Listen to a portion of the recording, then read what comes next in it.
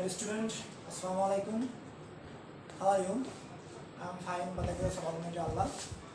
I think or hope you are very well at present condition. Thank you who are watching for this program. And a special thanks for our honorable DC sir, which is arranged by this program. Again, thank you. Now I would like to discuss physics, that means science, of class 8, chapter the art and gravitation. At first, I am Mohammad Rabiul Islam, assistant teacher of physics in PMBM Library School. So now I will discuss some topics. First, gravitation.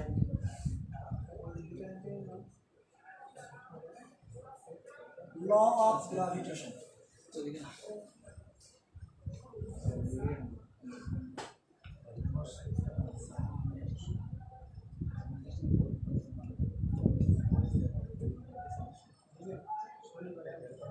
Gravitational constant.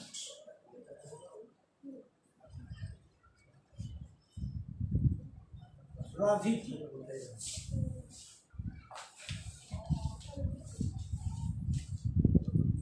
Acceleration due to gravity.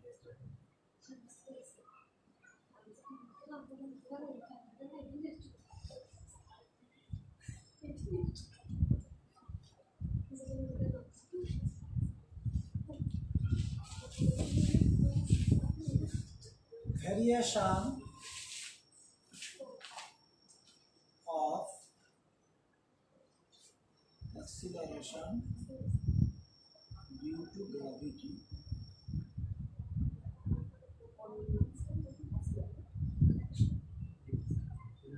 Mass,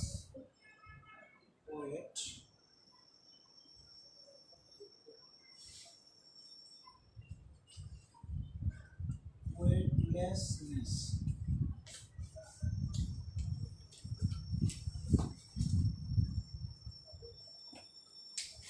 These topics today are our main topics.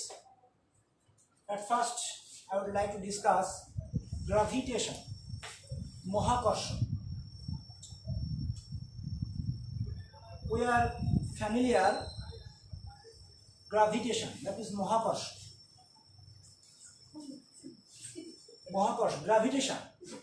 You know, all particles in the universe attract with each other. This attractive force is called gravitation, Mahakorsha.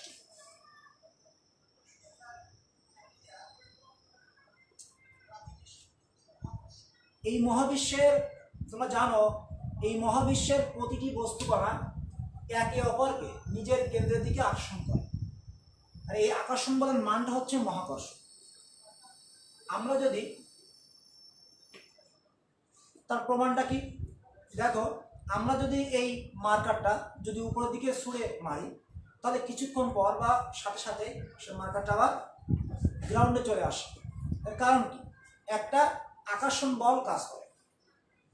তো একটা হচ্ছে পৃথিবী দ্বারা আকর্ষিত হয় এবং অন্যান্য বস্তু আমরাও অন্যান্য বস্তু দ্বারা আকর্ষিত হচ্ছি, কিন্তু অনেক সময় আমরা বুঝতে পারছি। তো আমি আবার বলছি, এই মহাবিশ্বের প্রতিটি বস্তুকণা একে অপরকে নিজের কেন্দ্রের দিকে আকর্ষণ করে। এই আকর্ষণ বলকে আমরা বলছি মহাকর্ষ, আর একে বলছি মহাকর্ষ এবং এই বলটা বলছে মহাকর্ষ বল। Now I would like to discuss law of gravitation, মহাকর্ষের সূত্র। এই সূত্রটা দিয়েছেন বিজ্ঞানী sir Isaac Newton. Sir Isaac Newton বহু সূত্র আমাদের মাঝে দিয়েছেন, যেটা অনেকেই তোমরা উচ্চতর শ্রেণীতে জানতে পারবে। ক্লাস 9 10 ইন্টারমিডিয়েট অনার্স মাস্টার্স অনেক সূত্র নিউটন আবিষ্কার করেছেন বা আমাদের মাঝে তিনি এর প্রমাণ দিয়েছেন। তো আমরা আজকে পড়ব নিউটনের মহাকর্ষ সূত্র। ল অফ গ্র্যাভিটেশন হচ্ছে all particles in the universe attract with each other by a force which is proportional to the product of their masses and inversely as the square of the distance apart. আমি বাংলা করছি, এই মহাবিশ্বের প্রত্যেকটি বস্তুকণা একে অপরকে নিজের কেন্দ্রের দিকে আকর্ষণ করে। এই আকর্ষণ বলের মানটা হচ্ছে ওই যে দুটি বস্তুকণা, ওই দুটি বস্তুকণার ভরদ্বয়ের গুণফলের সমানুপাতিক হবে এবং তাদের যে মধ্যবর্তী দূরত্ব, এই দূরত্বের বর্গের ব্যস্ততানুপাতিক হবে এবং এই বলটা ওই দুটি বস্তুকণার মধ্যবর্তী সংযোজক সরলরেখা বরাবর ক্রিয়া করবে। আমি যদি চিত্র এঁকে দেখানোর চেষ্টা করি তাহলে অবশ্যই তোমরা ভালোভাবে বুঝতে পারবে। Suppose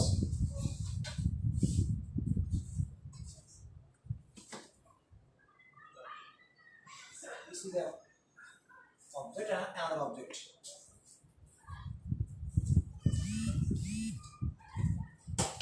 Suppose this is an object whose mass is m1 and another object mass is m2.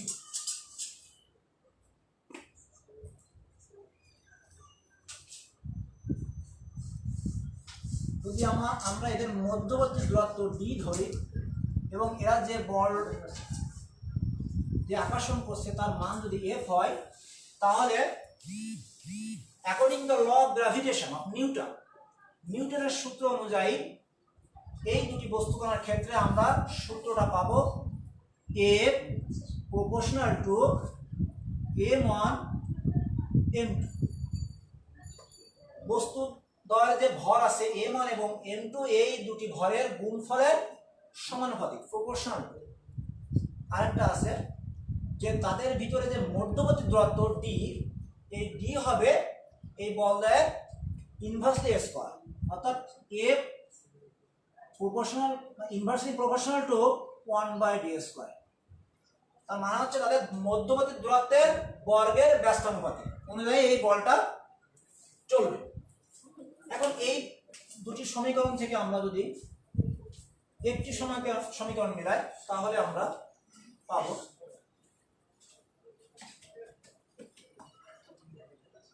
a proportional to m proportional to থেকে আমরা যে কনস্ট্যান্টটা পাবো সেটা এক এক জায়গায় এক এক রকম চিহ্ন হবে। কোথাও g, কোথাও k, কোথাও g, কোথাও k, কোথাও n, বিভিন্ন রকম আসবে, কোথাও মিউ। তো এখানে আমরা g ব্যবহার করব। দেন m1 m2/d স্কয়ার। এখন আমাদের প্রশ্ন হতে পারে যে এর সাহায্যে অর্থাৎ এই জিটা এর এককটা কি হবে। জির এককটা হবে newton metre square per kg square. এইটা এখানে আরো একটু বলে রাখা দরকার, এফ এর এককটা হচ্ছে নিউটন, যেটাকে আমরা প্রকাশ করব এন দ্বারা। ভর এম, ম্যাসকে আমরা ভরের একককে আমরা কে দ্বারা প্রকাশ করব। ডি এর ডিস্টেন্স, এটা হচ্ছে দূরত্বকে আমরা মিটার দ্বারা প্রকাশ করব। তাই যদি হয় তাহলে এই এককটা আমরা যে কোথা থেকে পেলাম আমি একটু দেখিয়ে দিচ্ছি। আমরা পেয়েছি F equal to g into m1 m2/d square or g m1 m2 equal to f d square. Just transformation, general calculation. G equal to f d square by m1 m2. Here the unit of force Newton, d distance, the unit of distance is meter. এখানে square আছে এজন্য আমরা এখানে square. দেন mass, একটা বস্তুর যে ইউনিটটা হবে ম্যাসের ইউনিটটা সেটা হচ্ছে কি kg into kg. So newton metre square per kg, sorry kg square, then newton metre square per kg square. This is the unit of gravitational constant. Here G is gravitational constant. এই মহাকর্ষীয় ধ্রুবটা হচ্ছে কি, যখন দুটি বস্তু কণা 1 metre দূরত্বে থাকবে এবং ওই দুটি বস্তু কণা যদি ভর 1 কেজি করে হয়, তাহলে পরস্পর এই বলে এত newton metre square per kg square বলে আকর্ষণ করবে। এটা হচ্ছে মহাকর্ষীয় ধ্রুব। এখন আমরা একটি ম্যাথমেটিক্যাল টার্মে যাব। সাপোজ একটি বস্তুর ভর 2 KG,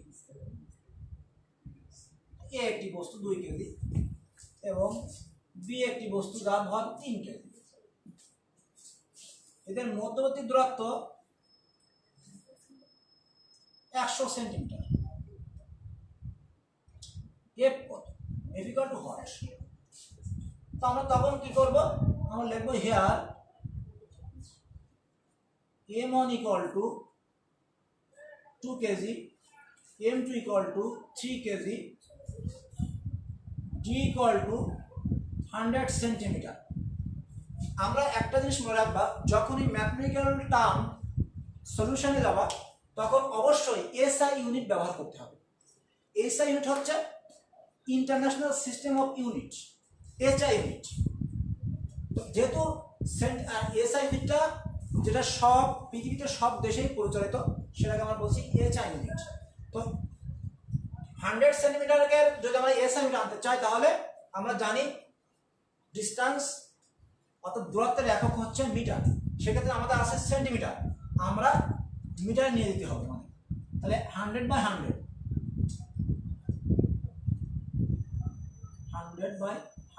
metre, that means 1 metre. F equal to what?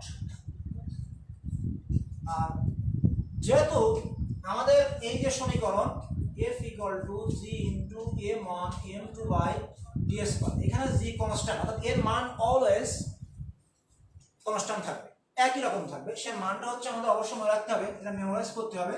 G equal to 6.673 into 10 to the minus 11 newton metre square per kg square. এই মানটা আমাদের মনে রাখতে হবে, এটা সব সময় এই মানটা আমরা ইউজ করব। তো সেক্ষেত্রে আমরা যদি সলিউশনে যাই বা ক্যালকুলেশন করতে চাই, তাহলে আমরা জানি we no F equal to G into m1 m2 by d square. Here the value of G equal to 6.673 into 10 to the minus 11 into m1 এর মান 2 into m2 এর মান হচ্ছে 3 by d এর মান হচ্ছে 1 এর স্কয়ার। সেক্ষেত্রে দেখো এই যে পাওয়ারটা অনেক বড় একটা পাওয়ার এবং এর মান কিন্তু অনেক ক্ষুদ্র, যেটা তোমরা সূত্রের দিকে শিখবা, আমি এখন সূত্রের দিকে যাব না। তো এটা 6.673 into 10 to the minus 11 into 2 into 3 by 1 whole square. তো সেক্ষেত্রে আমরা এই অঙ্ক তোমাদের কমপ্লিট করতে হলে বা রেজাল্টটা আনতে হলে অবশ্যই তোমাদের সায়েন্টিফিক ক্যালকুলেটর ইউজ করতে হবে।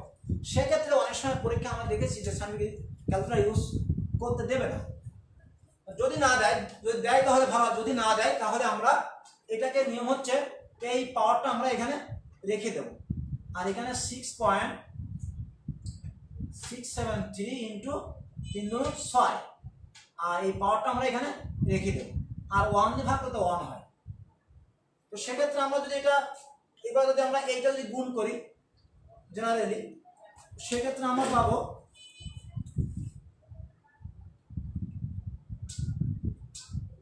6.673 into 6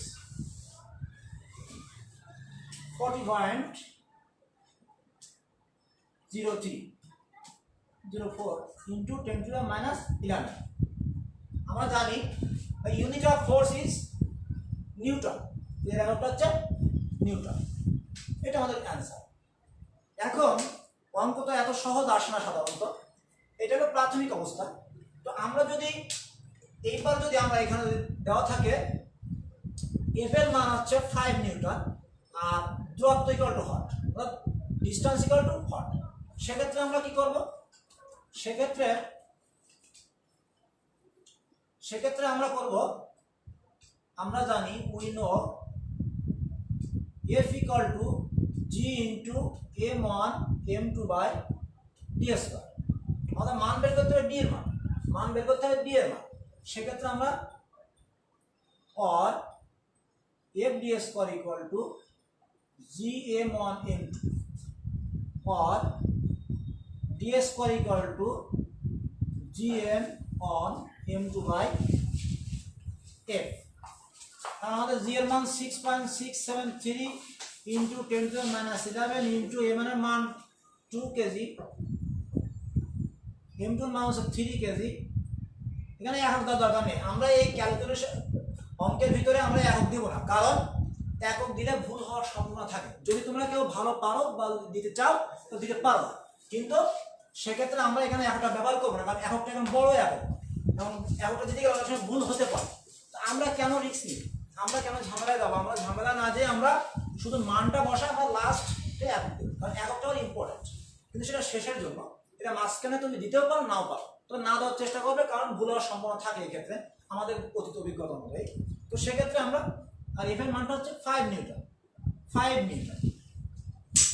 এক্ষেত্রে এখানে একইভাবে আমরা 6.673 ইন্টু 6/5, আর এই পাওয়ারটা আমরা এখানে রেখে দেবো। সাপোজ আমাদের সাইন্টিফিক ক্যালকুলেটর নাই, সেক্ষেত্রে আমরা এইটা করবো, আর তুমি একবারে সাইন্টিফিক ক্যালকুলেটর চাপ দিলে এটা এসে যাবে। আমাদের যে ক্যালকুলেটর দেখবা এক্সপোনেনশিয়াল নামক একটা ফাংশন আছে, ওই ফাংশন চাপ দিয়ে আমরা এখানে -11 বসাতে পারবো। তাছাড়া আমাদের এরকম তীরচল দিয়ে একটা ফাংশন আছে, সেটাও আমরা ব্যবহার করতে পারবো। তো যাক, আমি চাচ্ছি যে ক্লাস 8 যেহেতু আমরা সাইন্টিফিক ক্যালকুলেটর ইউজ না করে আমরা এরকম করতে পারি, সেটা আমি দেখানোর চেষ্টা করছি। তো সেক্ষেত্রে পাওয়ারটা আমরা এই পাশে রেখে দেবো, দিয়ে এই সংখ্যাটা রাখবো, আর 3 × 6 বা এই 5 রাখবো। এখন এটা গুণ করার পর এটা ভাগ দিলে যা হবে তাই আমাদের অ্যান্সার। ওকে, আশা করি তোমরা বুঝতে পেরেছো। নাও I will discuss gravity. Already I have said all particles in the universe attract with each other. This attractive force is called gravitation. Now, gravity, অভিকর্ষ। Gravity means অভিকর্ষ। তো এই যে মহাবিশ্বের প্রত্যেকটি বস্তুকণা একে অপরকে নিজের কেন্দ্রের দিকে আকর্ষণ করছে, এই আকর্ষণটাকে আমরা বলছি মহাকর্ষ। যে বল আকর্ষণ করছে তাকে বলছে মহাকর্ষ বল। ওই যে দুটি বস্তুকণা আকর্ষণ করছে, তার ভিতরে যদি একটি পৃথিবী হয়, অর্থাৎ if one is the earth, যদি একটা বস্তু হয় যদি পৃথিবী, তখন আমরা তাকে বলছি গ্র্যাভিটি। আমরা কি পেলাম? সাপোজ আর্থ and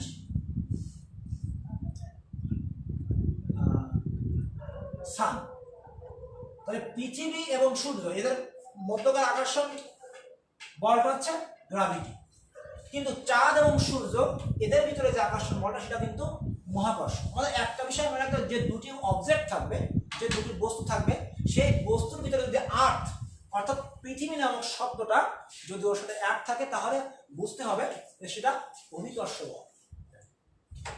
ওকে, তাহলে যে মহাবিশ্বের প্রতিটি বস্তুকণা একে অপরকে নিজের কেন্দ্রের দিকে আকর্ষণ করছে, এই আকর্ষণ বলকে আমরা বলছি মহাকর্ষ। আর যদি সেই দুটি বস্তুর ভিতরে একটি যদি পৃথিবী হয়, তাহলে আমরা তখন তাকে বলবো অভিকর্ষ। এখন আছে now acceleration due to gravity. Acceleration due to gravity অর্থাৎ ত্বরণ, অভিকর্ষ ত্বরণ। আমরা ত্বরণ সম্পর্কে ক্লাস 6-7 এর মধ্যে হালকা ধারণা আছে। আমরা ওখানে আলোচনা করেছিলাম the rate of change of velocity per second is called acceleration, অর্থাৎ সময়ের সাপেক্ষে যখন বেগের যে বৃদ্ধি পাবে, অর্থাৎ বেগ বৃদ্ধির হারকে আমরা বলছি অ্যাক্সিলারেশন। তাহলে বেগ বৃদ্ধির হারকে যখন আমরা অর্থাৎ সেখানে ছিল acceleration a equal to v by t, অর্থাৎ সময়ের সাপেক্ষে বেগ বৃদ্ধির যে ঘটনা এটাকে আমরা বলছি ত্বরণ। ত্বরণ আমরা acceleration is expressed by a, ত্বরণকে আমরা a দ্বারা প্রকাশ করি।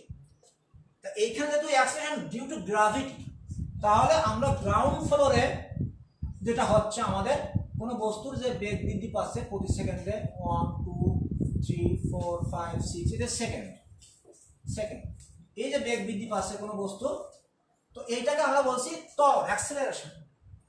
কিন্তু যখন এই বস্তুটা আমাদের উপর থেকে নিচের দিকে পড়বে, গ্রাউন্ডে পড়বে, ঠিক আছে, এখানে 1 সেকেন্ড 2 সেকেন্ড 3 সেকেন্ড, অর্থাৎ একটা জিনিস মনে রাখতে হবে, গ্রাউন্ড ফ্লোরের জন্য যে বেগ বৃদ্ধিটা হচ্ছে সময়ের সাপেক্ষে সেটাকে আমরা নরমালি ত্বরণ বলছি, অ্যাক্সিলারেশন। এবং আমরা যেটা আপ ডাউন অর্থাৎ উপর নিচের ক্ষেত্রে যে বেগটা বৃদ্ধি কম বেশি হচ্ছে সেটাকে আমরা বলছি অ্যাক্সিলারেশন ডিউ টু গ্র্যাভিটি, অর্থাৎ অভিকর্ষের প্রভাবে। In case of gravity when velocity increase per second, then we call it acceleration due to gravity. যখন সময়ের সাপেক্ষে বেগ বৃদ্ধি পাবে সেটা কিসের জন্য? অভিকর্ষের প্রভাবে, তখন আমরা তাকে বলবো acceleration due to gravity. Then acceleration due to gravity is expressed by g, a small g.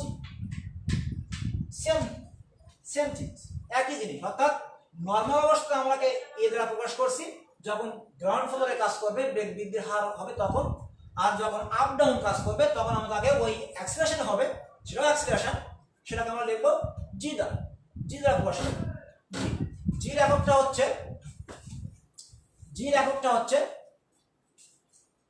Metre per second square. তার মানে কি? আমরা একটু দেখলাম a অথবা g equal to v by t. আমরা জানি বেগের একক আছে মিটার পার সেকেন্ড আর টির একক সেকেন্ড। এখন এখানে কিছু নাই বলে আমরা এটাকে অন ধরি, তো এই ওয়ানটা যখন মিটার পার সেকেন্ড, এখানে আছে অনেক জায়গায় কিছু নাই নাকি প্লাস, অনেক কিছু নাই প্লাস, তো সেই প্লাসটা যখন উপরে যায় তখন সেটা চিহ্ন চেঞ্জ হয়ে যায়, মাইনাস হয়, তখন আমরা লিখছি m s to the power -2, that means metre per second square. সূচকের নিয়ম অনুযায়ী যখন উপর থেকে নিচে অথবা নিচে থেকে যখন উপরে যায় কোনো পাওয়ার, তখন তার চিহ্ন চেঞ্জ হবে। আমরা প্লাস মাইনাস বলবো না, যদি প্লাস থাকে তাহলে মাইনাস হবে, মাইনাস থাকলে প্লাস হবে, এটা আমরা মনে রাখতে হবে। তো সেক্ষেত্রে আমাদের এককটা হচ্ছে মিটার পার সেকেন্ড স্কয়ার, যেরকম মিটার পার সেকেন্ড স্কয়ার। তাহলে আমরা অ্যাক্সিলারেশন ডিউ টু গ্র্যাভিটি বুঝতে পারলাম। এখন sir variation of acceleration due to gravity, এই যে অভিকর্ষ ত্বরণের যে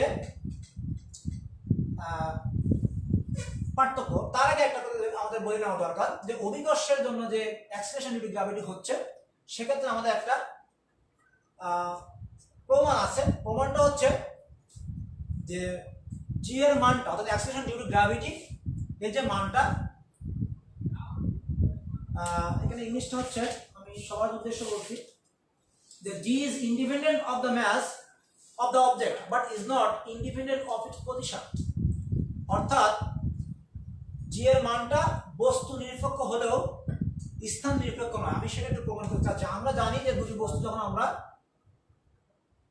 আমরা মহাকর্ষ অর্থাৎ গ্র্যাভিটেশন ল অনুযায়ী যখন আমরা প্রমাণ করছিলাম, তখন আমাদের সূত্রটা হয়েছিল F equal to G into M1 M2 by ds²। কিন্তু গ্র্যাভিটির ক্ষেত্রে আমরা বলেছিলাম যে গ্র্যাভিটির ক্ষেত্রে অবশ্যই পৃথিবী শব্দটা যোগ হবে। যদি পৃথিবী শব্দটা যোগ হয় তাহলে তাকে বলবো গ্র্যাভিটি। সেক্ষেত্রে আমরা এটা ধরবো M, পৃথিবী, এটা হচ্ছে আদার্স একটা অবজেক্ট।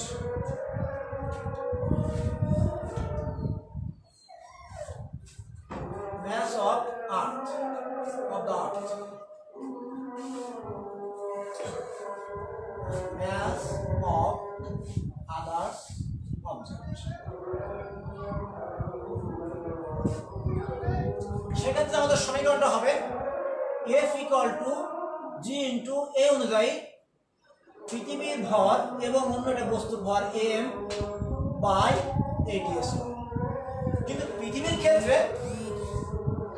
ক্ষেত্রে আমরা যেহেতু পৃথিবীতে সাধারণত গোলাকার না, একটু ডিম্বাকার, কিন্তু তারপর আমরা এটাকে ধরছি এই যে দূরত্বটা, কিন্তু এই দূরত্বটাকে আমরা ধরি রেডিয়াস অর্থাৎ ব্যাসার্ধ।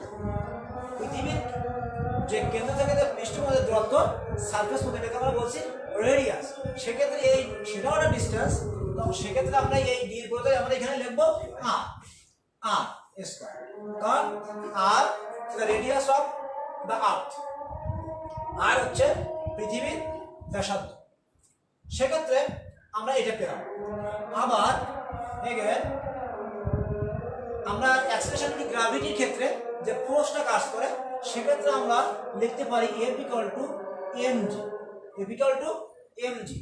এটা আমরা নিউটনের সেকেন্ড ল অফ মোশন থেকে আমরা এটা জানি, F equal to fa, F equal to fa। কিন্তু এখানে যেহেতু আমরা গ্র্যাভিটি নিয়ে কাজ করছি, এই জন্য এর পরিবর্তে আমরা জি ব্যবহার করেছি। তো আমরা এইটা পেলাম, পৃথিবীর এবং অন্য বস্তুর যে অভিকর্ষ বল সেটা এই, এবং অ্যাক্সিলারেশন টু গ্র্যাভিটির জন্য যে বলটা হবে সেটা F equal to mg। 2 নম্বর সমীকরণ। এখন 1 এবং 2 নম্বর সমীকরণটাকে আমরা যদি কম্পেয়ার করি, তাহলে আমরা পাবো mg equal to gm m/r square. যেহেতু ff একই ইকুয়াল, সেক্ষেত্রে আমরা এইটা ইকুয়াল টু এইটা, এইটা এবং এইটা লিখতে পারি। তবে এটা আগে লিখবো, এটা আগে লিখবো, সমস্যা নেই। mg equal to gm m/r square, কারণ f আর f ওই বলটা সমান হবে, এই জন্য mg equal to gm m/r square.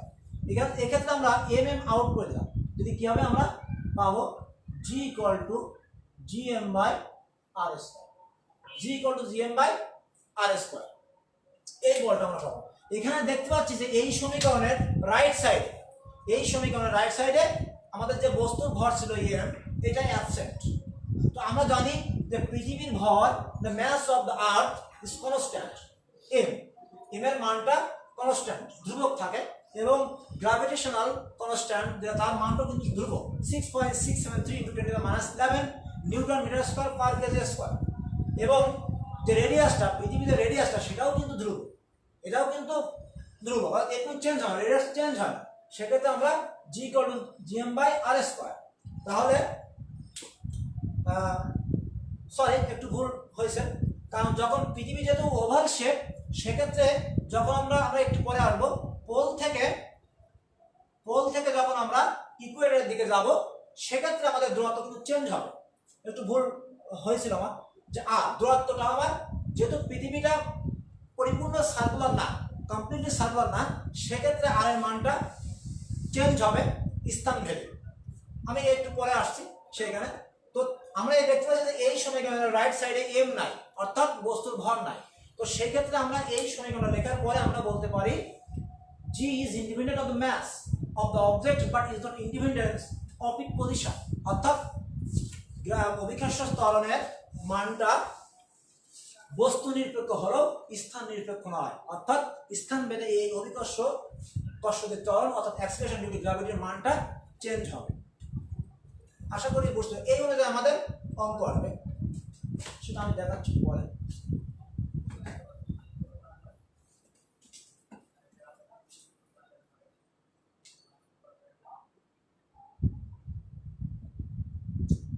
Now variation of acceleration due to gravity. এখন অভিকর্ষ ত্বরণের মান, যে মানের যে ভিন্নতা আছে, সেটা আমি এখন দেখানোর চেষ্টা করছি। আমাদের পৃথিবী, আমি আগেই বলেছি, একটু আগে বললাম যে পৃথিবী সুগোলক নয়, পরিপূর্ণ গোলাকার নয়, কমপ্লিটলি সার্কুলার না, সেক্ষেত্রে একটু ওভাল শেপ, ডিম্বাকার। হ্যাঁ, এটা যদি সেন্টার হয় এটা, তাহলে আমরা এখানে দেখতে পাচ্ছি যে এইখান থেকে যে রেডিয়াসটা, এইখান থেকে যে রেডিয়াসটা, যে ডিস্টেন্সটা, এটা একটু কম বেশি আছে। আমি যেদিকেই যাই না কেন একই হবে এইটা। তো এইটাকে আমরা বলছি পোল, এটাকে বলছি ইকুয়েটর।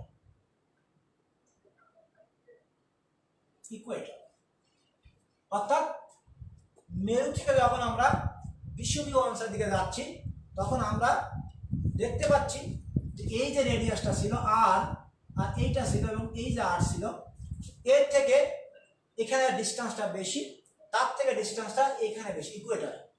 অর্থাৎ as we move from pole to equator, r is increases and then g is decreases। অর্থাৎ যখন আমরা পোল থেকে অর্থাৎ মেরু থেকে বিষুবীয় অঞ্চলের দিকে যাব, তখন r এর মান বৃদ্ধি পাবে এবং g এর মান কম হবে। সেক্ষেত্রে আমাদের যে সমীকরণটা ছিল f equal to g into m1 m2 by d square, এখান থেকে আমরা দেখলে বুঝতে পারছি যখন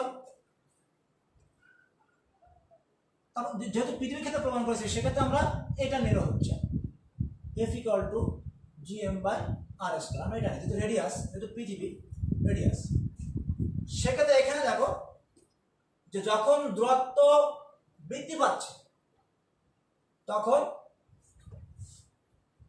g equal to gm by r square, যখন দূরত্ব বৃদ্ধি পাবে তখন অভিকর্ষ ত্বরণের মানটা কমবে। যখন অভিকর্ষ ত্বরণের মানটা কমবে তখন দূরত্ব বৃদ্ধি পাবে। এটা আমরা এই সমীকরণ থেকে দেখতে পাচ্ছি। এটা আমরা এই সমীকরণ থেকে এখান থেকে আমরা দেখা যাচ্ছে যে এখানে এইটা বাড়বে, কারণ এটা হচ্ছে বিপরীত আছে, অর্থাৎ ইনভার্স লেখা আছে, আরটা আছে ইনভার্স বিপরীত ভাবে আছে জি এর থেকে। অর্থাৎ এইটা বাড়লে এটা কমবে, এটা কমলে এটা বাড়বে। আমাদের মহাকর্ষের সূত্র অনুযায়ীও যদি f equal to g m1 m2 by d square এর ক্ষেত্রেও ওখানে যখন ভরটা বাড়বে তখন ভরের গুণফল যখন বাড়বে তখন বলটা বাড়বে। অর্থাৎ ভরের গুণফলের মান যদি দ্বিগুণ হারে বাড়ে তাহলে বলটাও দ্বিগুণ হবে। আর যদি দূরত্ব যদি দ্বিগুণ হয় তাহলে কি হবে আমরা একটু দেখা আসি। ওটা g into m1 m2 by d square।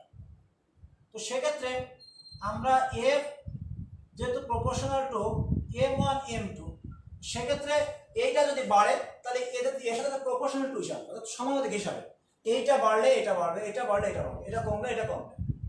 কিন্তু তাহলে আমাদের বলতে এর দ্বিগুণ হয় তো এটা কি, এটাও দ্বিগুণ হয়, এটা 3 গুণ হলে এটা 3 গুণ হবে। আবার f proportional to inversely 1 by d square, সেক্ষেত্রে এখানে দেখা যাচ্ছে যে f যদি বাড়ে তাহলে d কমবে, d কমলে f বাড়বে, অর্থাৎ উল্টো হবে, যেটা হবে সেটা উল্টো হবে। এখানেও তাই, অভিকর্ষ ত্বরণের ক্ষেত্রেও তাই, যদি রেডিয়াস যদি ইনক্রিজ হয় তাহলে অভিকর্ষ ত্বরণের মানটা হবে কম, ডিক্রিজ হবে। অর্থাৎ যত দূরত্ব বৃদ্ধি পাবে তখন আমাদের এর ভিতরে যে অভিকর্ষ ত্বরণের মানটা সেটা কমবে। তা আমরা এখানে দেখতে পাচ্ছি যে আর এই মানটা কম ইকুয়েটর থেকে, তাহলে এইখানে আকর্ষণ বলটা পৃথিবীর বেশি, যেহেতু পৃথিবীর কেন্দ্রের দিকে আকর্ষণ করবে তাহলে এখানে দূরত্ব যেহেতু কম তাহলে আকর্ষণ বলটা অবশ্যই বেশি হবে স্বাভাবিকভাবে। আমরা যেহেতু কাছাকাছি যদি কোনো বস্তু থাকে বা আমরা যখন কোনো বন্ধু এলাকায় থাকি তার প্রতি আকর্ষণটা আমাদের বেশি থাকে, বা সেখানে তাকে আমি আকর্ষণ করার ক্ষমতা আমার থাকবে বেশি, কিন্তু দূরে থাকলে তার তো আমার আকর্ষণ ক্ষমতা বেশি থাকবে না। সেক্ষেত্রে এখানে বাস্তবিকতা দেখা যাচ্ছে যেখানে আরটা ছোট, সেক্ষেত্রে আকর্ষণ বলটা এখানে থাকবে বেশি, অর্থাৎ অভিকর্ষ ত্বরণের মানটা হবে বেশি। আর এইখানে দূরত্ব যখন বৃদ্ধি পাচ্ছে তখন আমাদের অভিকর্ষ ত্বরণের মান অ্যাক্সিলারেশন ডিউ টু গ্র্যাভিটির মানটা হচ্ছে কম। তাহলে আমরা দেখতে পেলাম এখানে পোল থেকে অর্থাৎ মেরু থেকে যখন বিষুবীয় অঞ্চলের দিকে যাব তখন রেডিয়াস যখন বৃদ্ধি পাচ্ছে তখন অ্যাক্সিলারেশন ডিউ টু গ্র্যাভিটির মানটা তখন কম হচ্ছে। এইটা ওকে, আশা করি বুঝতে পেরেছো। এখন হচ্ছে অ্যাকশন ডিউ টু গ্র্যাভিটি। এখন ম্যাচ অ্যান্ড ওয়েট। ম্যাচ ভরটা আমরা একটা প্রায় ভুল করে থাকি, কোনটা ম্যাচ এবং কোনটা ওয়েট এটা আমরা বুঝতে পারি না। ম্যাচটা হচ্ছে ভর এবং ওয়েটটা হচ্ছে ওজন, ওয়েটটা হচ্ছে ওজন। সেক্ষেত্রে ম্যাচ আমরা যখন বাজারে যাই তখন তোমরা দেখেছো অবশ্যই লবণ চাউল ডাউল এর প্যাকেটে গায়ে থাকে net weight 1 kg 2 kg 1.5 kg. এটা আসলে রং, এটা আসলে ওয়েট না, ওটা ছিল ম্যাস ভর। ভরটা হচ্ছে total amount of an object, একটা বস্তুর যে মোট পদার্থের ভর সেটাকে আমরা বলছি ম্যাস। একটা বস্তুর ভিতরে যে অ্যাটমস গুলো আছে আমি যদি বলি এলিমেন্টগুলো আছে সেগুলো মোট যে ভরটা হবে, মোট যে ওজনটা হবে, যে কোয়ান্টিটিটা হবে সেটা হচ্ছে মাস। অর্থাৎ কোনো বস্তুর মোট পদার্থের যে পরিমাণ সেটা হচ্ছে মাস অর্থাৎ ভর। আর ওয়েটটা হচ্ছে the force by which the earth attract of an object its center is called weight। অর্থাৎ পৃথিবীর যে বল দ্বারা কোনো বস্তুকে তার নিজের কেন্দ্র থেকে আকর্ষণ করে সেটাকে আমরা বলছি ওয়েট, ওজন। এটা তাহলে আমরা বাজার থেকে যে আমরা যে চাউল ডাউল এবং চিনি অন্য যে জিনিসপত্রগুলো কিনি সেগুলো কিন্তু আমরা ওখানে থাকে ওয়েট লেখা। আমরা যারা সায়েন্সে পড়ি বা আমরা যারা একটু শিক্ষিত এবং যারা এই বিষয়ে জানে ম্যাথস এবং ওয়েটটা কি, সেক্ষেত্রে অবশ্যই আমি আশাবাদী যে তোমরা যেন এটা ভুল করবে না, কারণ ম্যাথস এবং ওয়েটের ভিতরে অনেক পার্থক্য। এবং ওয়েটটা হচ্ছে যখন যে বলে আকর্ষণ করছে তখন আমরা ওই সমীকরণটাকে আমরা বলছি W=mg। আমরা এর আগেও বলেছি F=mg। সেক্ষেত্রে যেহেতু ওয়েট এক প্রকার বল, সেক্ষেত্রে আমরা F=mg করলে আমরা W=mg লিখি। আরেকটা জিনিস মনে রাখবা, ভরের কিন্তু কোনো চেঞ্জ নাই। ভর আমাদের এই পৃথিবীতে যে ভর আছে, আমরা যদি মহাশূন্যে যাই বা আমরা যেখানে যাই না কেন, যদি আমরা ইনসাইড দ্য আর্থ অর্থাৎ আমরা পৃথিবীর অভ্যন্তরে যাই, তাহলে কিন্তু ভরের কোনো চেঞ্জ হয় না, ওয়েটটা চেঞ্জ হবে। ওয়েটটা চেঞ্জ হবে অর্থাৎ আমরা তখন কি জি এর মানে একটা তারতম্য চলে আসবে। এখন আমরা এই যে পৃথিবীটা আঁকাইছিলাম, এখানে আমাদের জি এর মানটা হবে 9.78, এইখানে জি এর মানটা হবে 9.8।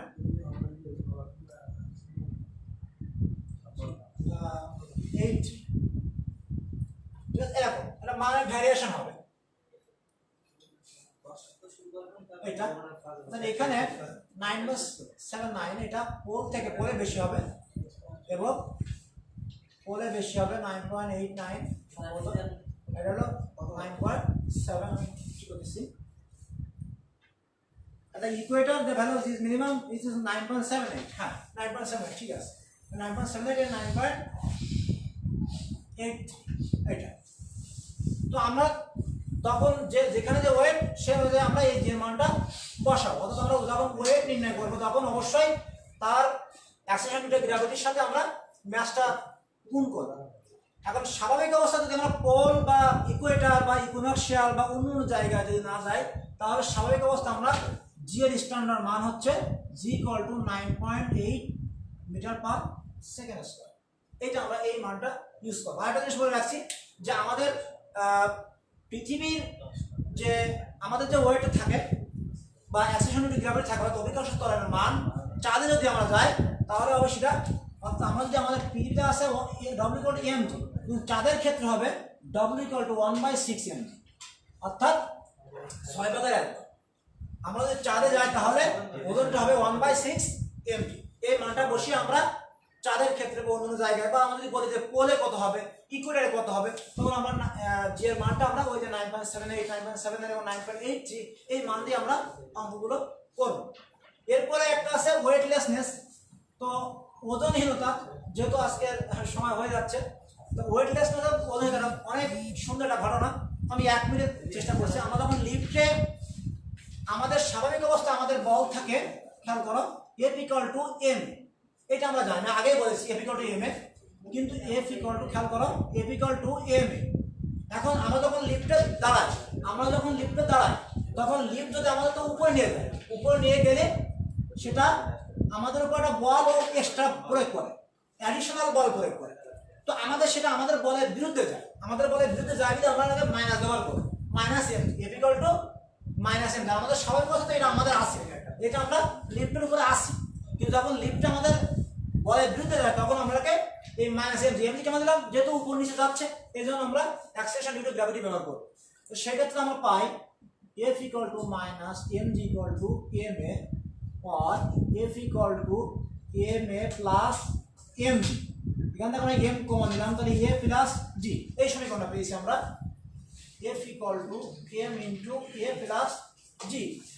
এখন লিফটটা যখন নিচে নামে তখন আমাদের বলের সাথে এসে নিচে নামে, সেক্ষেত্রে ত্বরণটা কম হয়, তখন এই এটা হবে মাইনাস জি, অর্থাৎ m into minus g plus g, এই জিটা কেটে যায়, অর্থাৎ m into zero, that means zero, তখন আমরা বলটা হয় আমাদের জিরো, এইখানে আমরা ওখানে ওজন হিসেবে অনুভব করি। হ্যাঁ, তো okay, thank you, see you again next class, stay safe and stay fine, thank you.